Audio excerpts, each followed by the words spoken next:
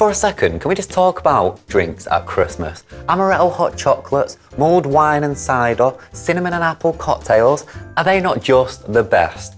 Now for this drink, we're going to make my signature Boozy hot chocolate. The recipe that I'm doing serves 2 people perfectly. If you want to make it for less, if you want to make it for just 1 person, or if you want to make it for more people, feel free to switch up the recipe, multiply or divide, make it suit your situation. First thing, we're going to go in with our milk. 500 millilitres of milk if you remember correctly. And if you do remember, you can use whatever milk you want. Now remember to be cooking this on a medium heat. Not too low, or not too high. You don't want to burn the milk, but you also want to get some heat in there. So 500 millilitres of milk, that's going in. Let's go in with what we have here, shall we? First off, it's going to be our cacao powder. Remember, that is unsweetened because we want to sweeten this ourselves. We're going to go in with 2 tablespoons.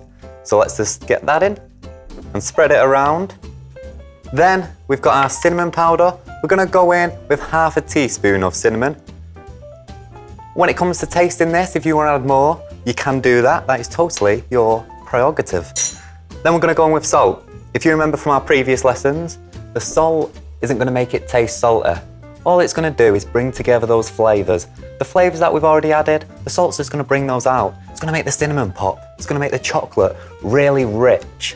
Then we have our sugar. Remember, the reason we're using unsweetened cocoa powder is because we want to control that sweetness. So we're going to go in with 2 tablespoons. Now, once you make this a few times, and trust me on this one, once you have it once, you will be making it again. You can change the sweetness to suit you. So you can put more sweetness in there if you want. It is Christmas.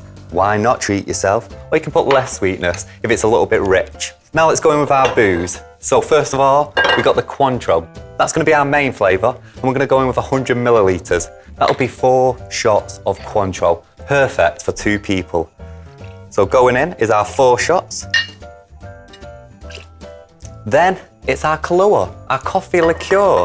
We're just going to go in with 1 shot. A little bit to sweeten it, a little coffee flavour, not too much. So 1 shot is going to go in. Now, keeping on that medium heat, we're going to stir that in.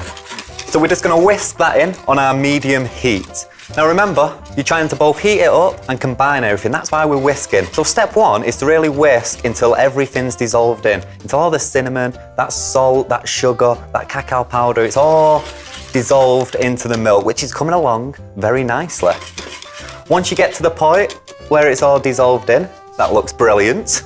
You're going to give it a little taste, or just put your hand over the top. Make sure it's the right temperature for you. You don't want it too hot because you're going to be wanting to drink this straight away. You don't want it to be cold either. It's meant to warm us up, remember? So just feel it, or just have a little taste. Oh, that's perfect for me. That is perfect. So now we can get to the fun part, and that is garnishing it. So let me move these out of the way, and we can pour this into our heat-proof mug. Let's move on to garnishing this. First thing we're going to do is go in with our whipped cream. That's going to create the base for us to get creative.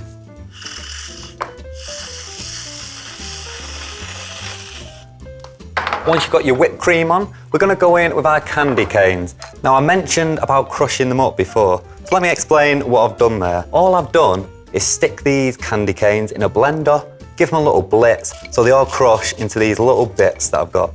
You can also do this with like a pestle and mortar, or like we did with the crushed ice.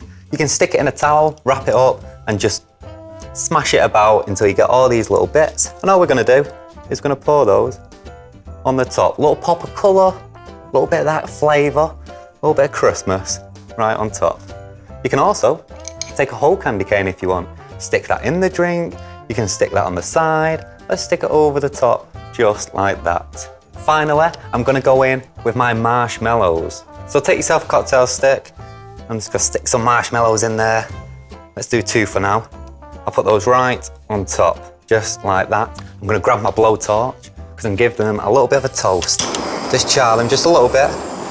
You don't want to overdo it, just darken them up just a bit. So you get that smell, get that lovely warming smell. And there we have it.